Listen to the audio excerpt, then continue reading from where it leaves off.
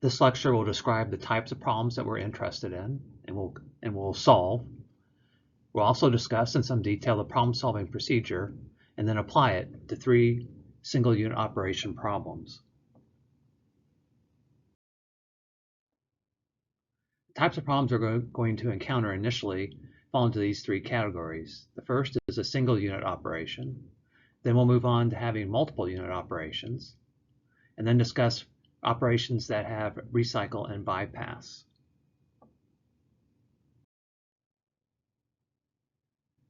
We'll be applying the general balance equation in order to solve problems.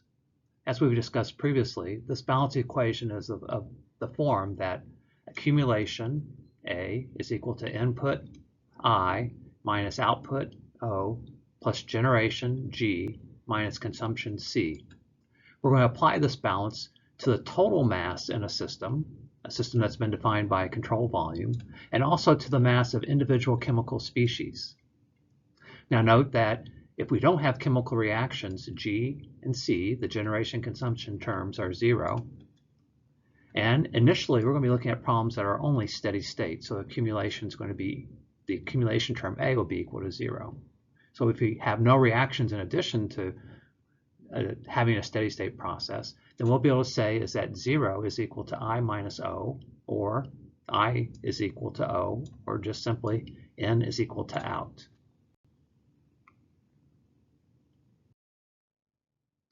The full problem-solving procedure is outlined here. I'll just briefly go through it. The very first thing is to read the problem statement carefully. This is very important, and most likely you'll read it and start in with the remaining steps and have to come back and read it again. This is a very, very common thing, is that you'll think you have read it enough that you can go through and solve the problem completely, but you often will find you have to go back. The next step is to draw the process flowchart and label the streams to the best of your ability. Step 2 will require often that you convert information given to you to a common set of units. We'll be converting it either to mass or mole units or to a mass flow rate and mole flow rate unit. This next step 4 is real important. If no flows or amounts are specified, you can choose a basis. You're free to choose any one of the streams and to set a value for a total mass or a total flow rate. So for example, one of the streams, if it's involving mass flow, you could say one of the streams has a flow rate of 100 grams per second. Or you could say it has 1 kilogram per hour. Or you could say that it's 1 mole or 1 kilogram. It's totally arbitrary, and it doesn't matter. The results won't depend upon what you choose for your basis. For those variables that you don't know, and for which you haven't assigned a basis, we'll have to assign variable names to them for unknown flows and compositions. And these first 5 steps are things that we've done in the previous lecture. The new things we'll be covering in today's lecture are, first, how do we perform a degree of freedom analysis? This will tell us if the problem is solvable or not. Next, then, we're going to draw a control volume around the process. And within this control volume, we're going to write our mass balances, or for that control volume, we're going to write our mass balances, both an overall balance and species balances.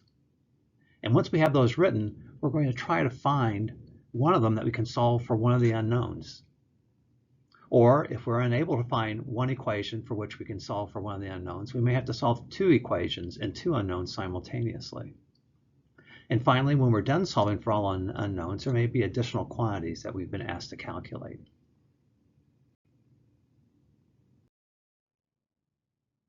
In the previous lecture, we talked about labeling the 3 streams associated with this problem statement.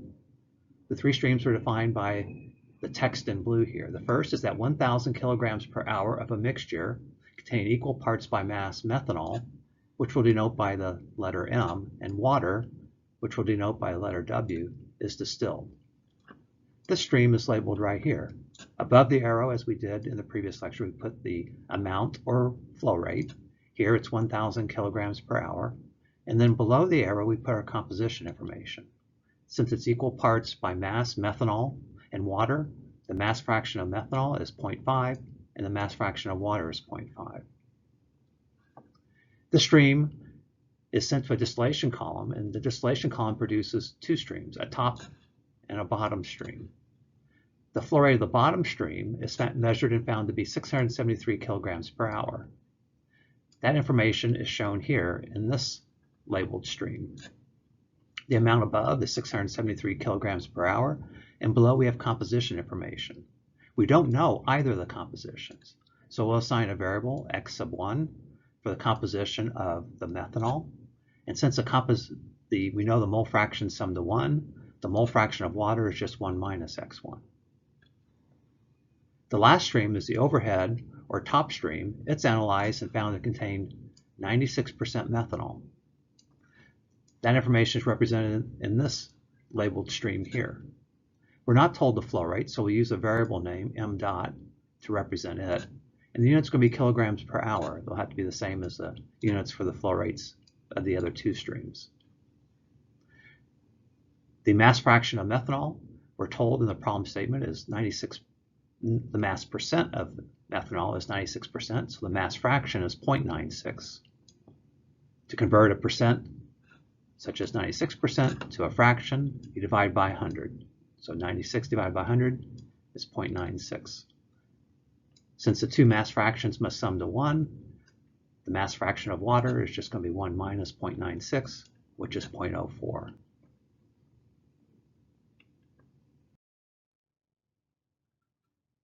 So the first 5 steps are complete here. We read the problem carefully. Here, the streams are combined with a process flow diagram. All we have is one square here, one unit operation, which represents the distillation column, this blue square. So we combine the flow chart and the stream information together. Everything's been converted to a common basis. In this case, we're using as our basis, for a unit basis, that we're using kilograms per hour. It's a flow rate, and we're using mass fractions. For this particular problem, we do have a known flow rate. We actually have 2 known flow rates, so we're not going to have to choose. We won't be given the option of choosing a basis for the calculation. And finally, we did assign variables to the unknown flows and compositions. In this case, we have 2 variables that we introduced. One is m dot for the flow rate of the top stream. The other is x sub 1 for the composition of methanol in the bottom. Let's move on to those next steps in problem solving. The next step is to perform a degree of freedom analysis. And if we determine the problem is not solvable, we're done. We can't solve it. To perform a degree of freedom analysis and determine if the problem is solvable, what we need to do is, first of all, count the number of unknowns. Because the problem is solvable if the number of unknowns equals the number of independent mass balance equations. To determine this quantity, to determine the number of independent mass balance equations, all we have to do is count the number of components. The number of independent mass balance equations for a non-reactive system is just equal to the number of components. So let's do this here. Let's look at what this implies here for this problem. In terms of unknowns, we can just list them. M dot and x1, we have 2.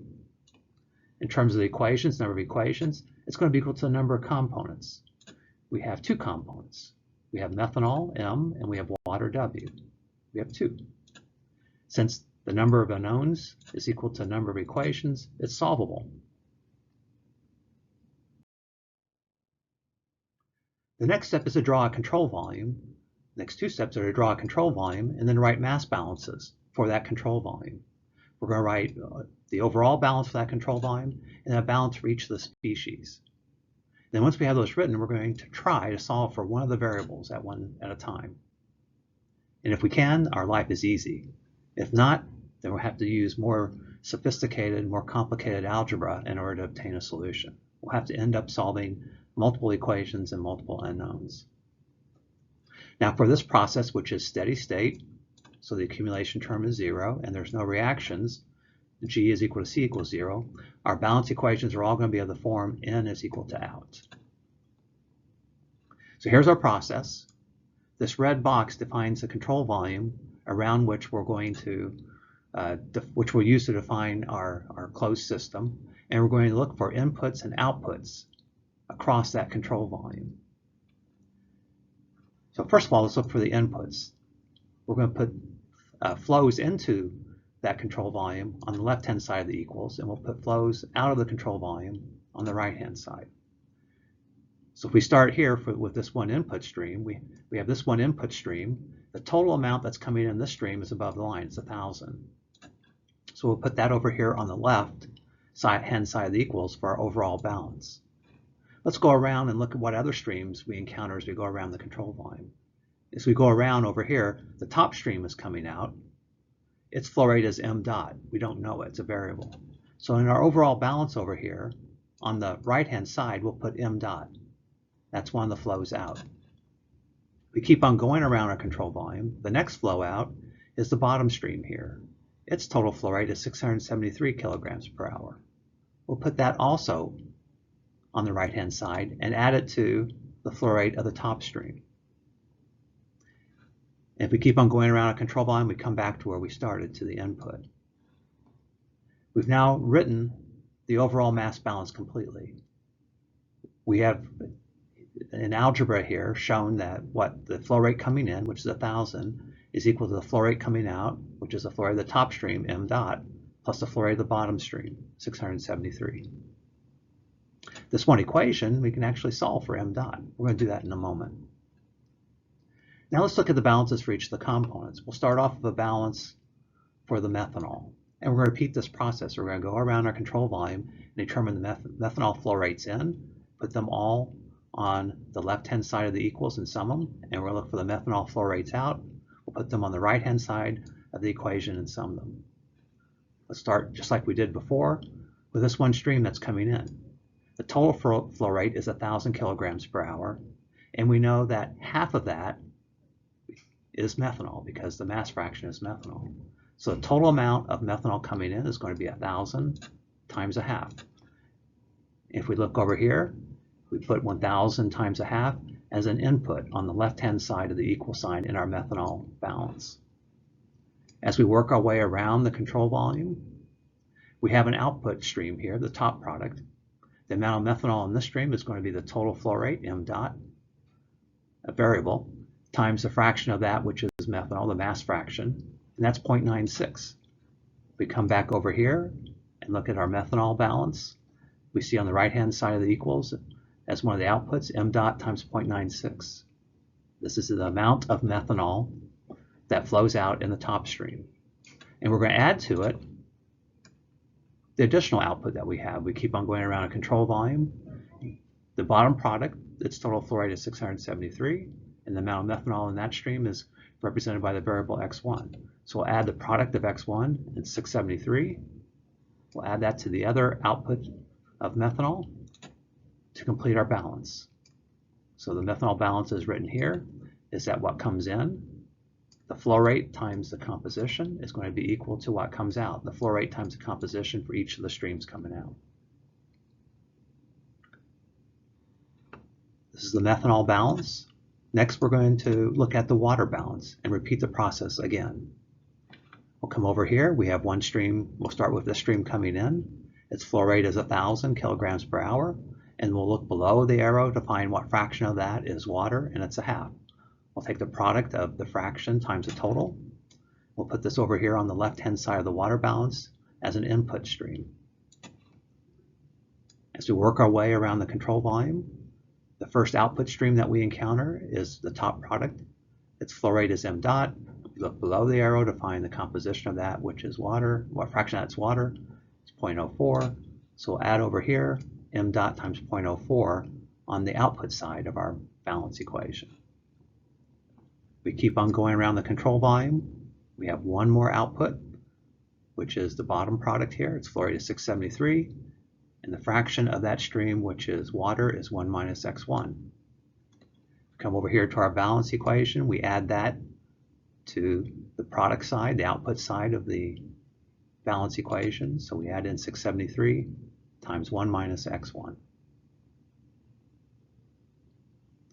So now we've written the overall balance equation and a balance equation for each of the components for this control volume.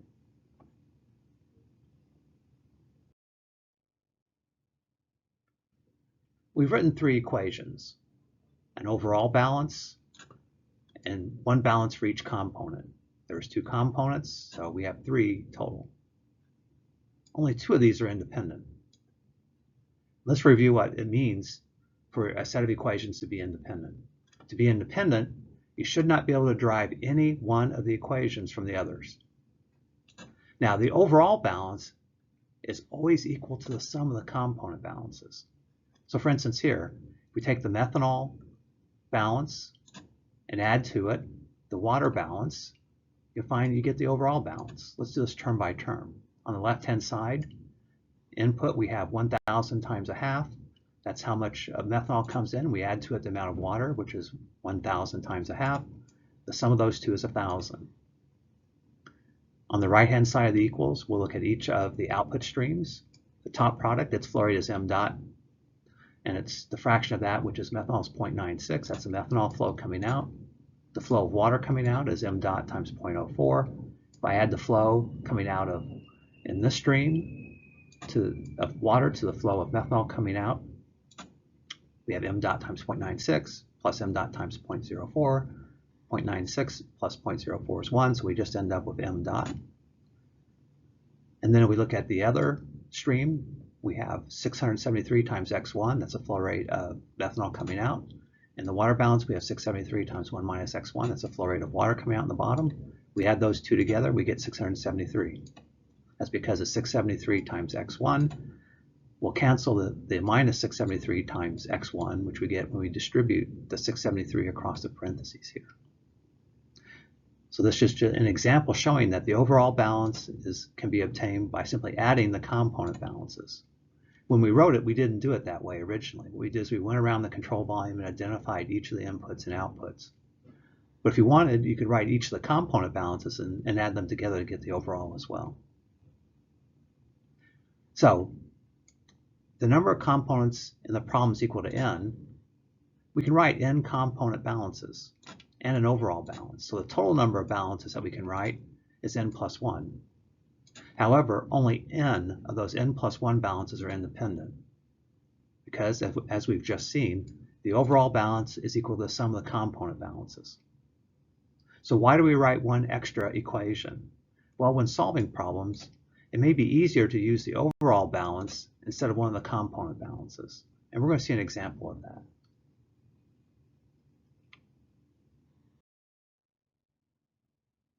So these are the three balances we've written for this example problem: the overall mass balance, the methanol, and the water mass balances. Now we can pick any two of these equations to solve for the two unknowns, m dot and x1. Only the overall balance allows us to solve for one of those two at a time. The component balances, if we look at those, both of these balances involve two unknowns. The methanol balance has m dot in it and x1. The water balance has m dot as well as x1. We can't solve for one of these unknowns from one of these equations.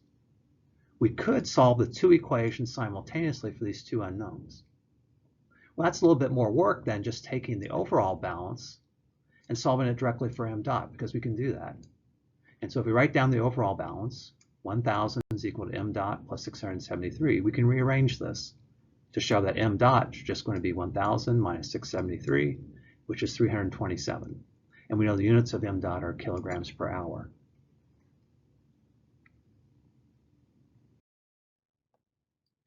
Now, since we know m dot, we can solve the m balance up here for x1. So let's write down the balance for methanol. We have 1,000 times a half is equal to m dot times 0.96 plus 673 times x1.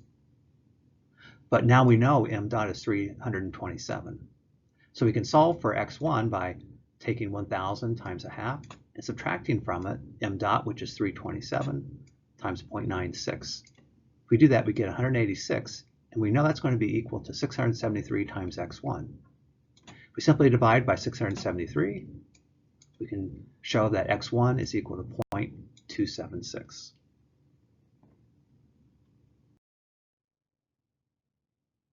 Now we've solved the problem. We determined m dot is 327 and x1 is 0.276. That's the mass fraction of methanol in the bottom stream. But we can check our results by plugging our values for m dot and x1 back into the water balance and see if we do get the same amount coming in as coming out. If we plug these numbers in for m dot into our water balance, on the left-hand side we have 1,000 times a half, which is 500. On the right-hand side, we're going to take m dot times 0.00 times 0.04, 327 times 0.04, and add to it 673 times 1 minus x1. We'll add to it 673 times 1 minus 0.276, and we get the same number, 500. So we've just showed that the flow of water in, the left-hand side of the equation, is equal to the flow of water out, and this provides an independent check of our calculations, and I would say our numbers are correct.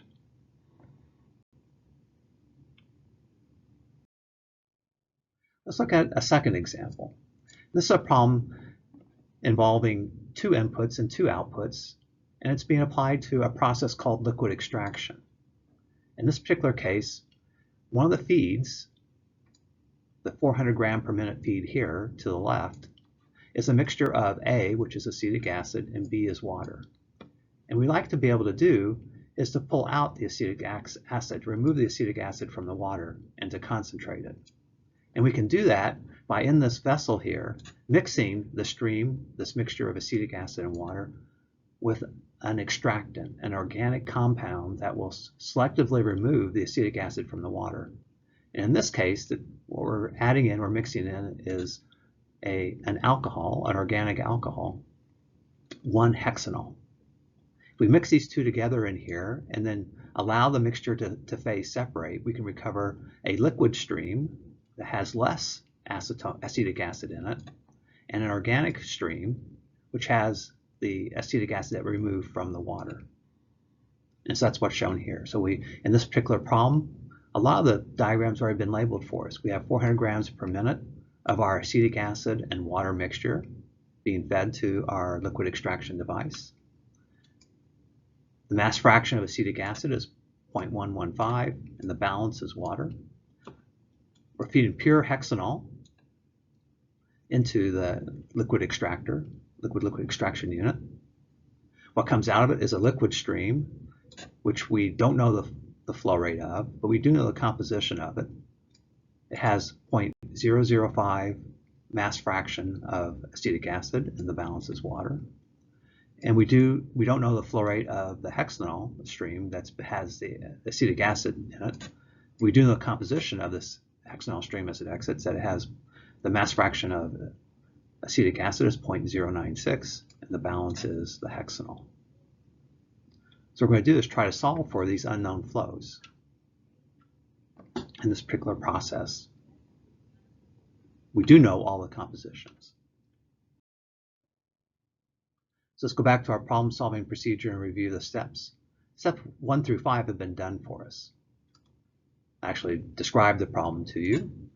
The process flow chart and streams were all labeled, were provided and labeled for us. Everything was converted to a common unit. In this case, it was a mass flow rate unit. We weren't able to choose a basis because we do have at least one specified flow rate. And variables were assigned to all the unknown flows and compositions. Next, let's perform a degree of freedom analysis and determine if we can actually solve it.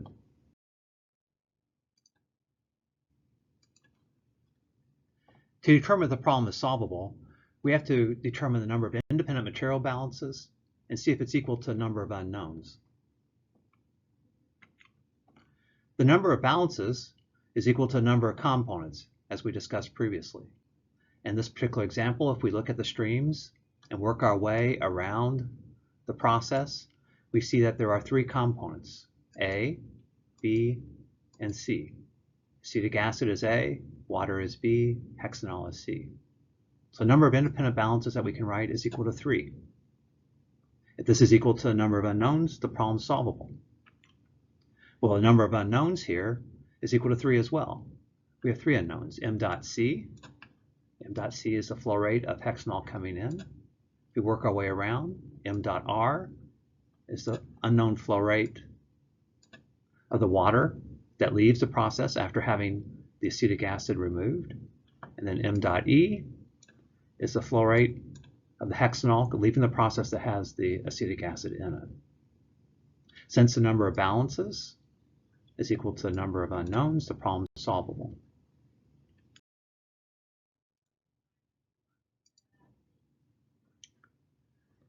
For this process, which is steady state, it has no chemical reactions, the overall balance, mass balance, and the individual species mass balances reduce to the form what comes in must be equal to what comes out.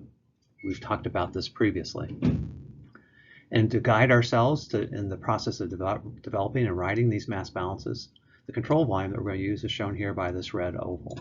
What we're going to do is go around this and determine either the total amount that comes in or the amount of each of the chemical species and set that equal to the amount that's coming out. The results are shown here. The overall balance is given first, and then the balance for component A, the acetic acid, the balance for B, which is for water, and then finally the balance for C, which is the hexanol, the extractant. Let's see how we got these four equations. First off, let's start with the overall balance. Once again, remind you on the left-hand side, the equals will be the amounts that come in, and on the right will be the amounts that come out. And we'll look at this control volume. We'll start right here to the left. There's one arrow that crosses this that comes into it. This is the feed that we have to the process, the mixture of water and acetic acid. Its total flow rate is 400 grams per minute. That's an input, so we'll put that on the left-hand side of the overall balance. As we work our way around the control volume, we find that there's another stream coming in.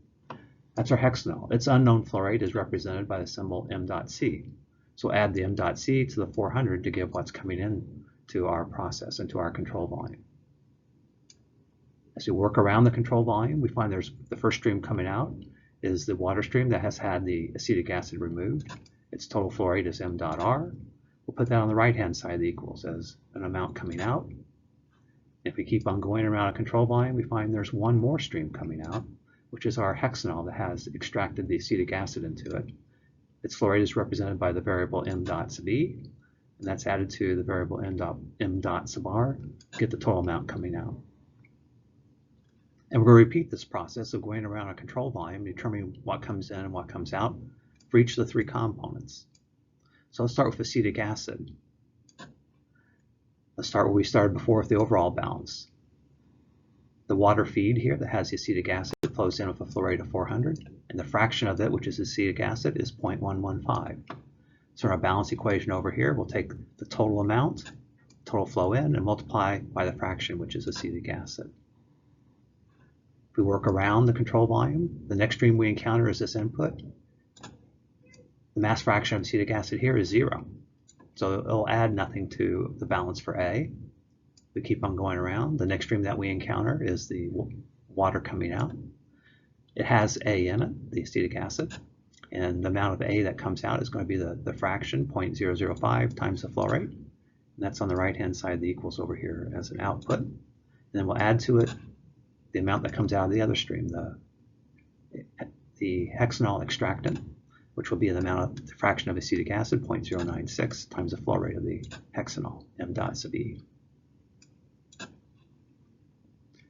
So we've completed the balance for the acetic acid component A. We'll repeat that for component B, working our way around. Same thing, we'll take the total amount above and multiply by the fraction below to calculate the flow rate of that component. For this stream here, 0.885 of it, that fraction of it, is our water. So we take 0.885 multiplied by 400, that's an input.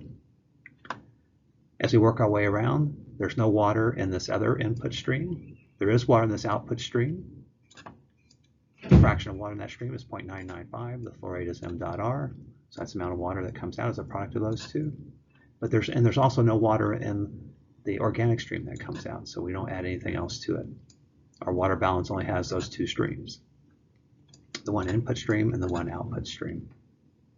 And if we write down the balance for the last component, C, which is the hexanol is only present in two streams, just like the water. It's in this one input stream, and the flow rate of it coming in is going to be 1, the mass fraction of hexanol times the flow rate m.c. That's the input stream. We're going to set that equal to what comes out, which is 0.904 times m.e. And so we've written all four balance equations that we can write for this particular control volume. Next, let's look at each of these equations and see if there's one of them that we can solve for one of the unknowns. We just work our way down the list. We're not going to be able to know where to start. We just have to start in looking at each one and work our way down until we find one that we can use. The first equation has 3 unknowns in it. We won't be able to solve for one of those from that equation. The overall balance we can't use. If we look at the balance for acetic acid, it has 2 unknowns. If we look at the balance for water, we find as this equation has only 1 unknown. So let's use this equation to solve for that 1 unknown, which is m dot sub r. If we rearrange that equation, m dot sub r is just going to be 0.885 times 400 divided by 0.995. That's 356. That's a great start. Next, let's plug in this value for m dot r into the other balances and see if there's one that we might be able to use to solve for another unknown. If I look at the overall balance, if I plug in a value for m dot r, I'm still left with 2 unknowns, m dot c and m dot e. If I look at the acetic acid balance, if I plug in for m dot r, I will only have 1 unknown left, m dot e. So I'll be able to solve for it. Let's do that. So I'll take the balance for equation for acetic acid, move it down here. On the left-hand side, we still have 0.115 times 400. On the right-hand side, we're going to have the 0.005 times m dot r, which we now know is 356. And that's going to be added to 0.096 times m dot e. This equation can be solved for m dot e. We'll take the quantity on the left, the 0.115 times 400, subtract from it the product of 0.005 times 356, and then that result will be divided by 0.096 to get m dot e, which turns out to be 460. Finally, now that we know m dot r and m dot e, let's see if we can solve for one of the other balance equations for m dot c.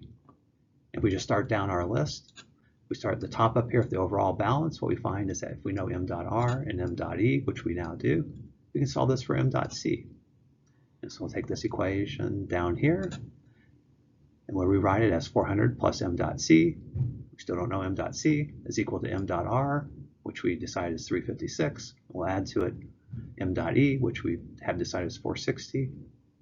And we solve this equation for m dot c, we end up with m dot c is 416. So we solved for all the unknowns. We did it with using 3 of the 4 equations that we had written. We can check our calculations with the last balance equation that we hadn't used for doing any of the calculations. Let's just see if we find that this equation is satisfied. On the left-hand side, we plug in m dot c, which we determined was 416, and we ask ourselves, is that equal to 0.904 times the value we have calculated for m dot e? We take 0.904 multiplied by the value we calculated, which is 460, we find it is indeed equal to 416. So it looks like we did the calculations correctly.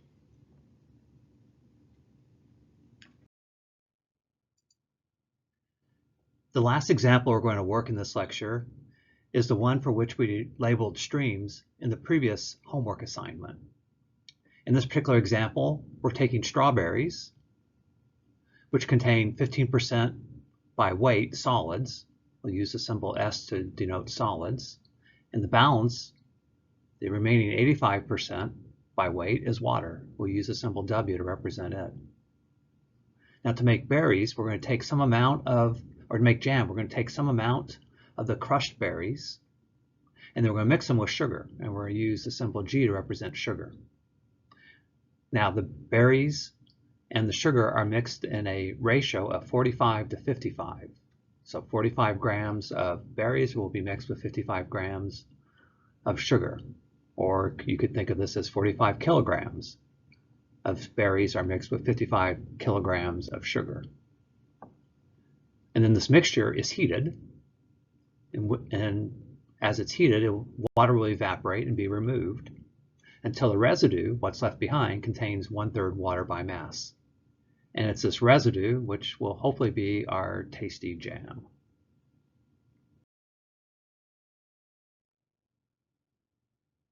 Now we drew this process as part of the previous homework assignment, and we labeled each of the streams as you see here.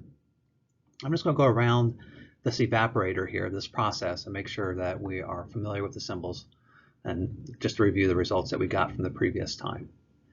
So the amount of berries that we're feeding to this evaporator is represented by the variable m sub 1. We weren't given an amount that we're adding here, but we're going to mix this amount, m sub 1, pounds mass of berries, with some unknown amount of sugar, m sub 2, pounds mass of sugar.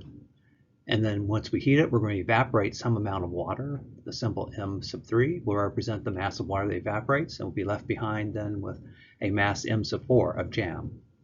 All of these masses are unknown. None were specified in the problem statement. Below the arrows for each stream are the composition data that we know. For the berries, we know it's 15% solids, so mass fraction of solids is 0.15. The balance is water. The sugar is pure sugar. There's no solids or water in it, so the mass fraction of sugar is 1. The water we evaporate is pure water. The mass fraction of water is 1. And if we look at the jam, we're told it's 33 point, or a third, by weight water, so the mass fraction of water is 0.333. We don't know the solids composition, so we'll represent it by the variable x sub 1. And then the fraction of sugar we can calculate by requiring the fraction of sugar when added to the fraction of water, when added to the fraction of solids, sum to 1. And that tells us that the fraction of sugar has to be 0.667 minus x sub 1. And we can check that by adding these together, adding x1 to 0.333, then adding that to 0.667 minus x1. And if you do that, you'll find you do get 1 when you sum these up. So let's determine the problem solvable. For this steady state process that has no chemical reactions, what that means is that the number of unknowns has to be equal to the number of equations that we can write, which is equal to the number of components. So let's count the number of unknowns. If we go our way around, we'll start up here on the upper left. M1 is an unknown. M2 is a second one. We work our way over here to the upper right. M3 is a third. M4 is a fourth as we come down to the jam.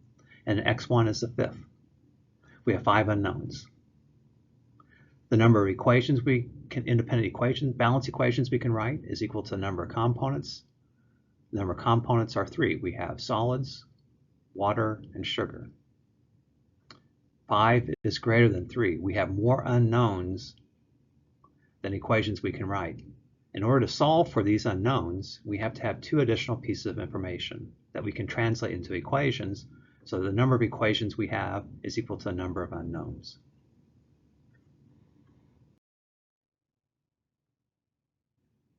Let's go back to the problem-solving process and look at step 4 again. If no flow rates or amounts are specified, we can choose a basis for the calculation. We can choose an amount for any one of the streams. Now, since none are given, let's just assume that we have 1 pound mass of berries we're going to be mixing.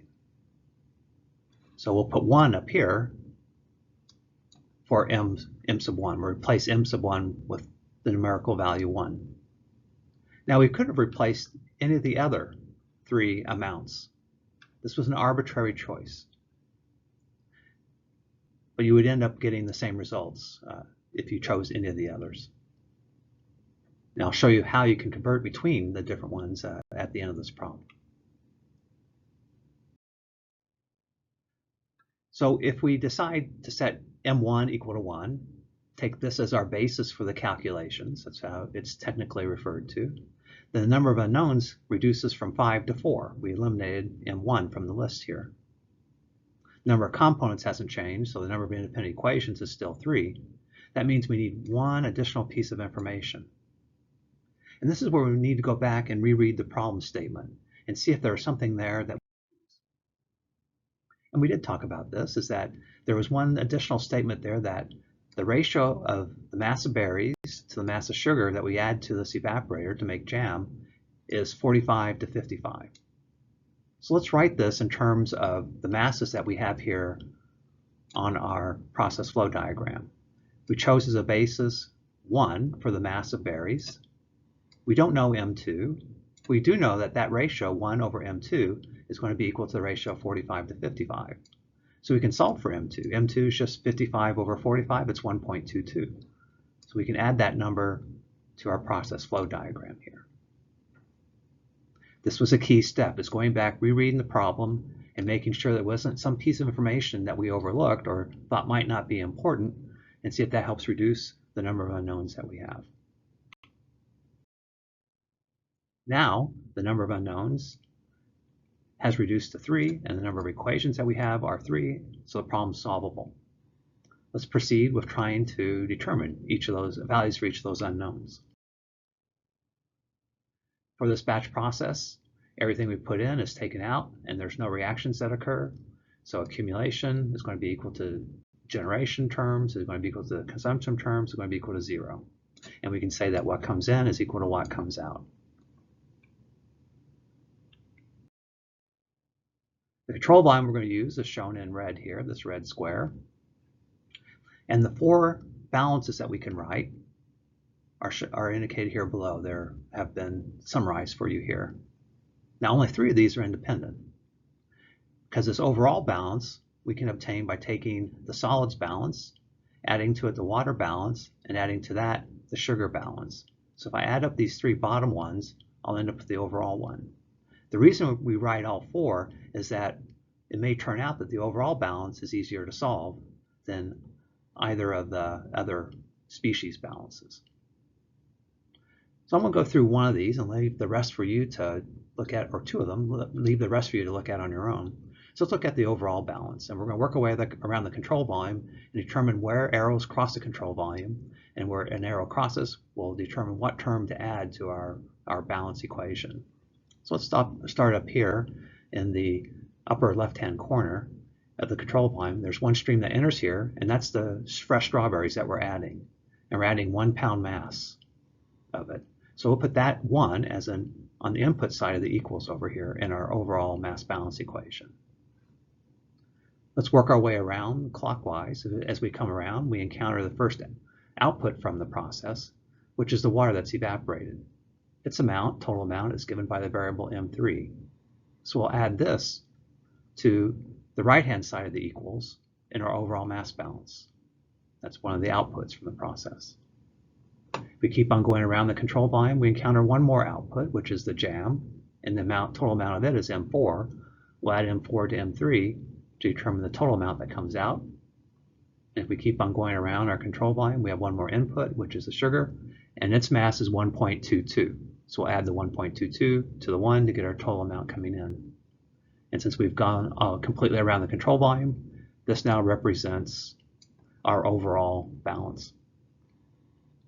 If we look at this, ideally this would be an equation that we could solve for one of the unknowns, and unfortunately there's 2 unknowns in this equation, M3 and M4. We can't solve for either one of them. So let's hope that one of the other balances, the balances that we've written for the solids, for the water, and for the sugar, hopefully one of those will be, we can solve for one of the unknowns from one of those equations. If not, we're going to have to resort to solving 2 equations and 2 unknowns, or even worse, 3 equations or more, and 3 or more unknowns. So let's do the solids balance, and then we're going to move on after that, and I'll let you verify that the water balance and sugar balances are correct. So the solids balance we're going to obtain in exactly the same way. We're going to start up here in the upper left-hand corner and determine the flow rate of solids coming in, each of the arrows that cross our control volume. So for this arrow here, we do have solids in it, so there will be a term that we'll have to add in. We know that there is the mass fraction of solids in this stream is 0.15, so I'll take this number, multiply by the total amount of that stream to get the amount of berries that's coming in. And that will be on the left-hand side of the equals here, one of the input terms for our solids balance, 0.15 times 1. And then we're going to start here and work our way around the control volume. We go over here to the water, evaporated water stream. There's no solids in it, so it won't contribute to the solids balance. If we keep on coming down, we find that there is solids in the jam that's coming out. The fraction of the total amount of jam that is solids is x1. So x1 times m4 will be equal to the amount of solids coming out in that stream. And I'll put that term on the right-hand side of the equals as an output. Now continue around our control volume. The next stream that we encounter is this one coming in, the sugar. There's no solids in it. It's pure sugar, so it won't contribute anything to our solids balance. As we come back, we've completed looking at all the streams that cross the control volume, and this now represents the final equation, the final balance for the solids. And if we look at this, can we solve for one of these unknowns? Well, unfortunately not. This equation has two unknowns in it as well, x1 as well as m4. Let's look at the other two balances, which I haven't gone over in detail how we got them. Let's look at the water balance and ask ourselves, is this one equation that we can solve for one of the unknowns? And unfortunately, no. This equation involves both M3 and M4. And the last equation, the sugar equation, the sugar balance, we look at it, it too has two unknowns in it, x1 and m4. So it looks like none of these equations can be solved directly for one of the unknowns. So what we have to do is solve two of the equations simultaneously. And to determine which two to solve requires a little bit of trial and error. If you look at the four equations on the previous slide, you'll see that the overall balance and water balance probably are the simplest set of equations to solve simultaneously. And those are just simply rewritten here on this slide. This is the overall balance in the previous slide, and this is the water balance. And we can solve these two equations as they are written by simply subtracting the water balance from the overall balance. We're going to do this term by term. What we're going to do is on the left-hand side, the sum of these two numbers is 2.22. And I'm going to subtract from it the term on the left-hand side from the water balance, which is 0.85. So I'll take this amount and subtract this, 2.22 minus 0.85, and then set that equal to what's on the right-hand side of the overall balance minus what's on the right-hand side of the water balance. If I do this, I'll take M3, subtract M3, that gives me 0. The M3 cancels out. If I look at the M4, I'll have M4 minus 0.333 M4. And after I've done then the subtraction of the water balance from the overall balance, I end up with this equation, which is an algebraic equation that we can solve for M4. And if you follow the steps here, you end up with M4 being equal to 2.05. Let's go back to these two equations here and see what made it possible to solve for one of the unknowns. What made it possible in doing the subtraction is the fact that we had a coefficient of 1 in front of M3 in the overall balance and a coefficient of 1 in front of M3 in the water balance. So we could subtract these two and have the M3 terms cancel out. If we didn't have that, what we could do is take one of the equations and multiply it by something that will convert the exponent of M3 in the overall balance to the same value in the water balance. Or if we had the M4 term, we can multiply it by a number that would convert the coefficient of M4 in this equation to the coefficient in the water balance. So for instance, if I had taken the overall balance and multiplied by 0.333 and then subtracted, this term here would cancel with this term, and we'd be left with an equation that involved M3 alone. Now I'm going to go through this in detail. I would ask that you play around with this and practice this on your own, how you combine two equations and two unknowns to solve them. What I've shown you here is one way to do it. I'm sure you've learned other ways to solve two equations and two unknowns. And in fact, you may have a calculator that would do that for you. Excel will do it for you as well. But this is one of the nuances of solving these problems, that often you'll have to use some algebra that you may not be practiced in order to solve the equations for the unknowns. So let's look at the overall balance. Now that we know M4 is 2.05, we can plug that into the overall balance and solve for M3. It's 0.17. And those numbers both are shown up here on the process flow diagram. Then if we look at the solids balance, once we know M4, we can solve that for X1. So we plug in 2.05 for M4. We take this equation and solve for X1. It turns out to be 0.073. One of the questions you might ask is, how many pounds of strawberries do I need per pound of jam? Now, one thing that we can do is that we can rescale all the flow rates or amounts in a process flow diagram by multiplying them by the same factor. This won't change any of the compositions. All that will change is the amounts or flow rates. Doing this represents scaling them in a certain way. And we can scale them by multiplying by the same factor and not change any of the calculation. Don't have to go back and redo any of the calculations. So for instance, if we want to produce what the results are for producing 1 pound mass of jam, we could divide all the total amounts, all the masses, by 2.05. So this gets converted to 1, and then each of the other numbers will be converted to the value needed to get 1 pound mass jam. And that's what's shown here. We'll divide all the amounts by 2.05 to obtain the results for pound mass jam. So we look at the jam. If we take the 2.05 pounds of jam divided by 2.05, we get 1 pound jam. And all the other values here are converted by dividing by the same amount, 2.05. And the numbers then are indicated in the process flow diagram here above. And what we find out then is that 0.488 pounds mass of berries are required for every pound mass of jam. That's roughly about what you do use when you make jams, is you use about half of it's going to be sugar.